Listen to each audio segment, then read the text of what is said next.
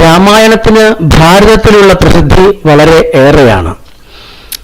അതിലെ കഥാപാത്രമായ സീത ഭാരതീയർക്ക് പരിശുദ്ധിയുടെ നിറകുടമാണ്. രാമനാകട്ടെ മര്യാദ പുരുഷോത്തമനുമാണ്. സീതയുടെയും രാമന്റെയും ഗുണഗണങ്ങൾ തുറന്നു കാണിക്കാൻ വാൽമീകി പല സന്ദർഭങ്ങളും നമുക്ക് തരുന്നുണ്ട്.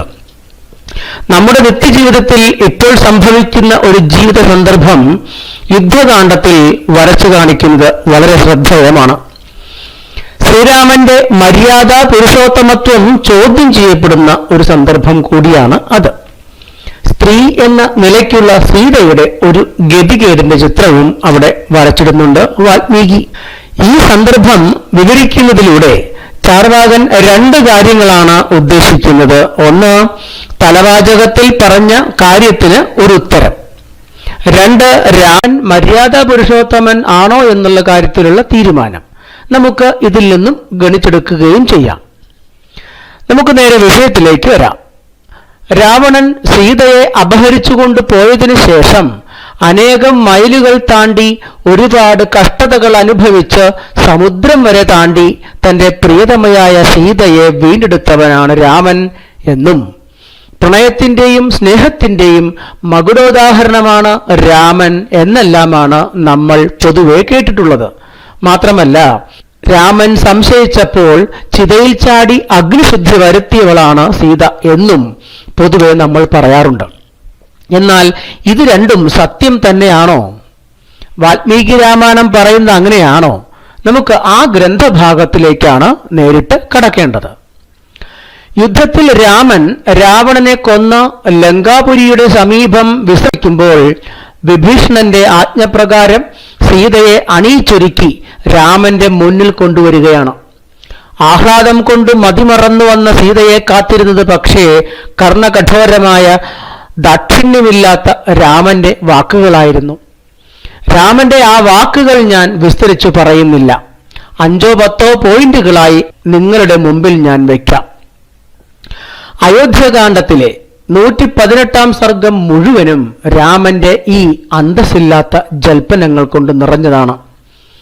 ലജ്ജാവതിയായി രാമന്റെ മുന്നിൽ നിൽക്കുന്ന സീതയോട് രാമൻ പറയുകയാണ്. പറയുന്നത് മുഴുവൻ പൂർണ്ണമായ ദേഷ്യത്തോടെയാണ്. പുരികം വളച്ചൊടിച്ച് സ്നേഹത്തിന്റെ ഒരു കണിക പോലും മുഖത്തില്ലാതെ തികച്ചും അപരിചിതനെ പോലെയാണ് രാമൻ സീതയോട് സംസാരിക്കുന്നത്.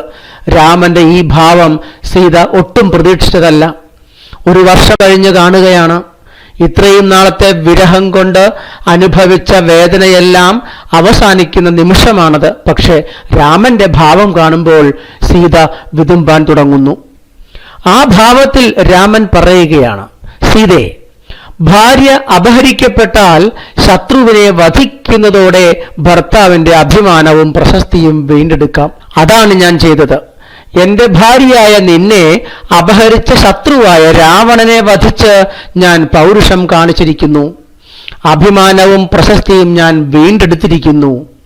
എന്റെ ദേഷ്യവും അപമാനവും ഞാൻ പറിച്ചെറിഞ്ഞു കളഞ്ഞിരിക്കുന്നു. ലക്ഷ്യം നിറവേറ്റിയ ഞാൻ ഇപ്പോൾ സ്വതന്ത്രനായിരിക്കുന്നു. ഇങ്ങനെ രാമൻ പറഞ്ഞു തുടങ്ങുകയാണ് സീതയോട്. മാത്രമല്ല, അദ്ദേഹം തുടരുന്നു, ഹനുമാൻ, സുഗ്രീവൻ, വിഭീഷണൻ തുടങ്ങി എല്ലാവരുടെയും പരിശ്രമം ഫലവത്തായിരിക്കുന്നു. സ്നേഹത്തിന്റെ കണിക പോലുമില്ലാത്ത വാക്കുകൾ കേട്ട് തന്നെക്കുറിച്ച് യാതൊന്നും ഉരിയാടാതെ രാമൻ എന്തൊക്കെയോ പറയുന്നത് കേട്ട് കണ്ണീർ പൊഴിക്കുകയാണ് സീത. സീതയുടെ കണ്ണീർ കണ്ടിട്ട് എരുതിയിൽ എണ്ണ ഒഴിച്ചതുപോലെയാകുന്നു രാമന്. രാമനെ അത് കൂടുതൽ കോപിഷ്ഠനാക്കുന്നു. നിന്റെ കള്ളക്കണ്ണീരൊന്നും എനിക്ക് കാണേണ്ടായി എന്ന് പറയുന്ന രീതിയിൽ അദ്ദേഹം തുടരുകയാണ്. ഞാൻ ചെയ്ത ഈ പരിശ്രമം മുഴുവൻ എന്റെ ദുഷ്പേര് മാറ്റി പ്രസിദ്ധി വീണ്ടെടുക്കാനാണ്, അല്ലാതെ സീതയെ നിന്നെ വീണ്ടെടുക്കാൻ വേണ്ടിയല്ല. 6ാമത്തെ കാണ്ഡം, അതായത് യുദ്ധകാണ്ഡം 118 സർഗത്തിലെ 15ാമത്തെ ശ്ലോകത്തിൽ പറയുന്നൊരു ഭാഗമാണിത്. നിന്നെ വീണ്ടെടുക്കാൻ വേണ്ടിയല്ല ഞാൻ ഇത്രയും നാൾ അലഞ്ഞു തിരിഞ്ഞ് സമുദ്രം താണ്ടി ഇവിടെ വന്ന് രാവണനെ കൊന്നത്. അതെന്റെ അഭിമാനം രക്ഷിക്കലായിരുന്നു, എന്റെ പൗരുഷം കാത്തു സൂക്ഷിക്കലായിരുന്നു എന്റെ യുദ്ധത്തിന്റെ ലക്ഷ്യം, അല്ലാതെ നിന്നെ തിരിച്ചെടുക്കാൻ വേണ്ടിയല്ല. ആ ശ്ലോകം ഇതാണ്: വിദതശ്ചാസ്തു തേ ഭദ്രേ യോയം രണപരിശ്രമ സതീർണ സുഹൃദാം വീര്യാൻ ന ത്വതർത്ഥം മയാ കൃത. അവസാനത്തെ വരിയാണ് ശ്രദ്ധിക്കേണ്ടത്. ന ത്വതർത്ഥം മയാ കൃത. ത്വതർത്ഥം, നിനക്ക് വേണ്ടി, മയാ ന കൃതഃ, എന്നാൽ ചെയ്യപ്പെട്ടതല്ല ഇത്. നിന്നെ രക്ഷിക്കാൻ വേണ്ടി അല്ല ഞാനിത് ചെയ്തത് എന്ന് നീ അറിയണം. വിദിതഃ ച അസ്തു തേ. തേ, നീ വിദിതഃ അറിയണം. യോ അയം രണപരിശ്രമഃ, ഈ യുദ്ധപരിശ്രമം മുഴുവനും, എന്റെ സുഹൃത്തുക്കളുടെ കൂടെ ചേർന്നുള്ള യുദ്ധപരിശ്രമം മുഴുവനും നിന്നെ രക്ഷിക്കാൻ വേണ്ടി ആയിരുന്നില്ല സീതേ എന്ന് നീ അറിയണം. മാത്രമല്ല അദ്ദേഹം കഠിനമായ വാക്കുകൾ ഉപയോഗിച്ച് തുടരുകയാണ്: എനിക്ക് നിന്നെ വേണ്ട, നീ എങ്ങോട്ട് വേണമെങ്കിലും പൊക്കൊള്ളുക എന്ന് നിർദാക്ഷിണ്യം പറയുന്ന രാമനെ നമുക്ക് 6:118-17 കാണാം. പ്രാപ്തചാരിത്ര സന്ദേഹ മമ പ്രതിമുഖേ സ്ഥിത ദീപോ നേത്രാതുരസ്യേവ പ്രതികൂലാസി മേ ദൃഢം. മമ പ്രതിമുഖേ, എന്റെ കണ്ണിനെതിരായി എനിക്ക് അഭിമുഖമായി നിൽക്കുന്ന നീ, അല്ലെങ്കിൽ നിൽക്കുന്ന സീതയെ, നിന്നെ എനിക്ക് നേത്രാതുരസ്യ, ഒരു നേത്രരോഗിക്ക് ദീപഹൈവ, വിളക്ക് എങ്ങനെയാണോ വേണ്ടാത്തത് അതുപോലെയാണ് എനിക്ക് നീയും. എനിക്ക് നിന്നെ ആവശ്യമില്ല. എന്തുകൊണ്ട്? അദ്ദേഹം ഒരു വാക്കോടെ പറയുന്നുണ്ട്: പ്രാപ്തചാരിത്ര സന്ദേഹ, ചാരിത്രത്തിന് സംശയം നേരിട്ടവളായ നിന്നെ എനിക്ക് വേണ്ട എന്ന് അദ്ദേഹം ഉറപ്പിച്ചു പറയുന്നു. കാരണം കണ്ണില്ലാത്ത ഒരാൾക്ക് വിളക്കിന്റെ ആവശ്യമേ ഇല്ല. അതുപോലെ തന്നെ സീതയെ, എനിക്ക് നിന്നെ വേണ്ട എന്ന് രാമൻ അവിടെ തെളിച്ചു പറയുകയാണ്. അടുത്ത ശ്ലോകത്തിൽ ഇദ്ദേഹം രാമൻ കുറെ കൂടി കൂടുതൽ കടുത്ത വാക്കുകൾ ഉപയോഗിച്ച് സീതയെ അധിക്ഷേപിക്കുന്ന കാണാം. 6:118-19 അന്യപുരുഷന്റെ വീട്ടിൽ താമസിച്ച ഒരുവളെ പൗരുഷമുള്ള ആർക്കാണ് സ്വീകരിക്കാൻ കഴിയുക എന്നാണ് രാമന്റെ അടുത്ത ആ വാക്ശരം. കപ്പുമാൻ ഹി കാലേജാത സ്ത്രീയം പരഗൃഹോഷിതാം തേജസ്വി പുനരാദദ്യാത് സുഹൃലേഖ്യേന ചേതസാ.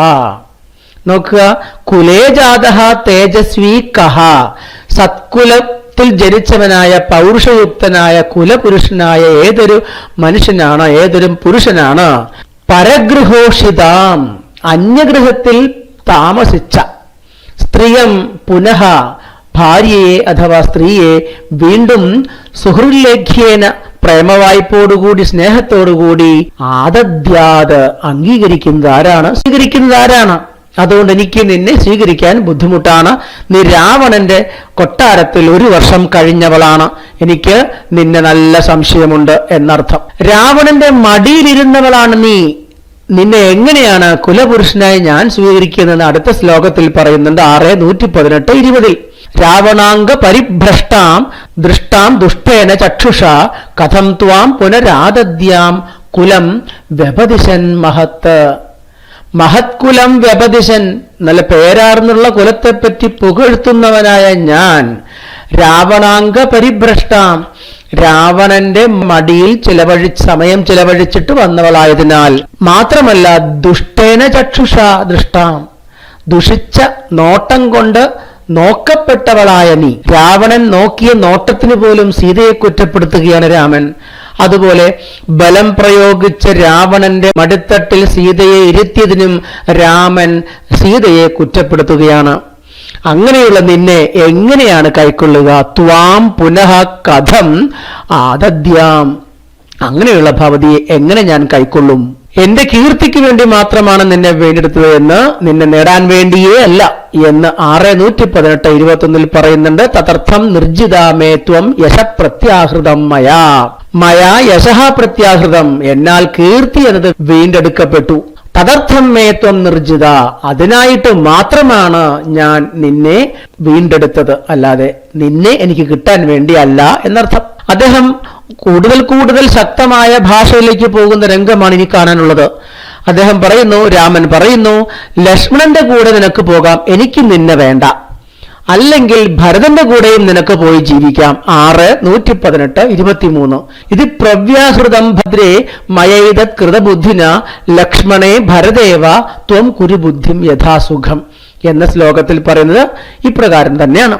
അതുമല്ലെങ്കിൽ വിഭീഷണനുണ്ട്, ലങ്കയിലെ രാജാവായിട്ടുള്ള വിഭീഷണന്റെ കൂടെയോ, അതും പോരായെന്നുണ്ടെങ്കിൽ വാനരന്മാരിൽ ശക്തനായ രാജാവായ സുഗ്രീവന്റെ കൂടെയോ നിനക്ക് കഴിയാം, എന്നാലും എനിക്ക് നിന്നെ വേണ്ട എന്ന് 6:118-24 പറയുന്നു. അല്പം കൂടി മര്യാദഘട്ട വാക്കുകളാണ് അടുത്ത ശ്ലോകത്തിൽ രാമന്റെ വായിൽ നിന്ന് വീഴുന്നത്. എന്താണത്?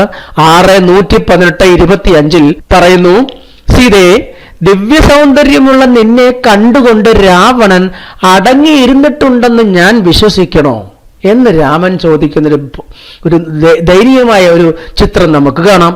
നഹിത്വാം രാവണോ ദൃഷ്ടുവ ദിവ്യരൂപാം മനോരമാം മർഷയേത ചിരം സീതേ സ്വഗൃഹേ പരിവർത്തിനി.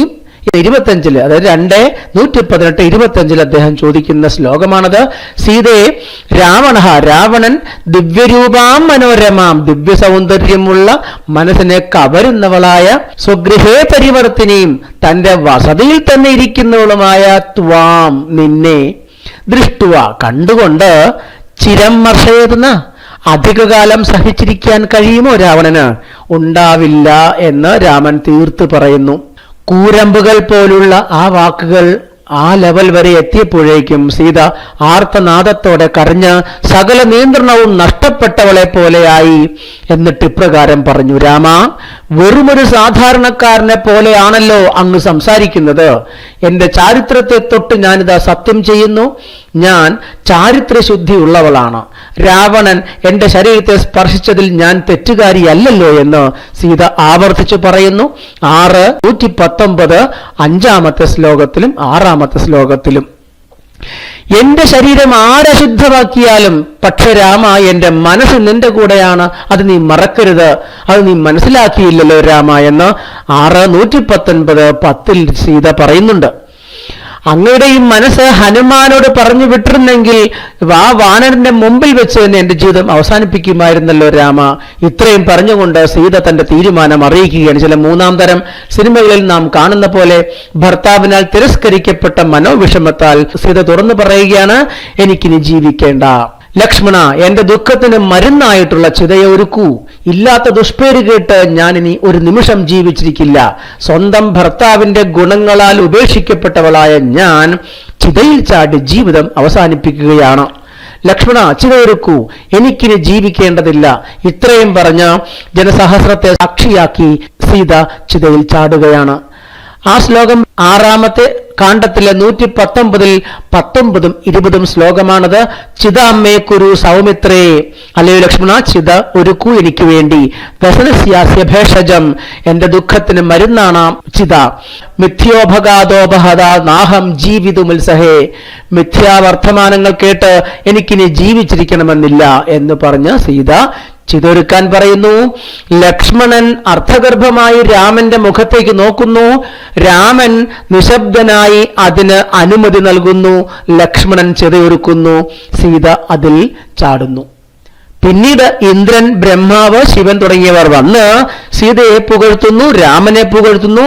അപ്പോൾ രാമന്റെ മട്ടുമാറുന്നു. എനിക്കറിയാമായിരുന്നു സീത നല്ലവളാണെന്ന് എന്നെല്ലാം തട്ടാമുട്ടുകൾ പറഞ്ഞുകൊണ്ട് രാമൻ സീതയെ സ്വീകരിക്കുകയാണ് ചെയ്യുന്നത്. മര്യാദ പുരുഷോത്തമനായ രാമന്റെ തനിനിറം പുറത്താകുന്നൊരു സന്ദർഭമാണിത്. ഇതേ സംശയം സീതയുടെ മരണം വരെ രാമൻ കൊണ്ടു നടക്കുന്നുണ്ട്. കാരണം കാട്ടിലുപേക്ഷിക്കപ്പെട്ടതിന് ശേഷം വീണ്ടും കണ്ടുമുട്ടുമ്പോഴും സീത പരീക്ഷണത്തിന് തയ്യാറാകണമെന്നാണ് രാമൻ സീതയോട് ആജ്ഞാപിക്കുന്നത്. ഇതിൽ മനംനൊന്താണ് സീത ഭൂപരീക്ഷയിൽ സ്വയം ഇല്ലാതെയാകുന്നത്. ഈ സന്ദർഭങ്ങൾ എന്തെല്ലാമാണെന്ന് വ്യക്തമായി നിങ്ങൾക്ക് മനസ്സിലായി കാണുമെന്ന് ചാർവാകൻ കരുതുന്നു. മര്യാദാ പുരുഷോത്തമനായ രാമന്റെ മര്യാദയില്ലാത്ത ചില ജീവിത നിമിഷങ്ങളാണ് നമ്മൾ കണ്ടത്.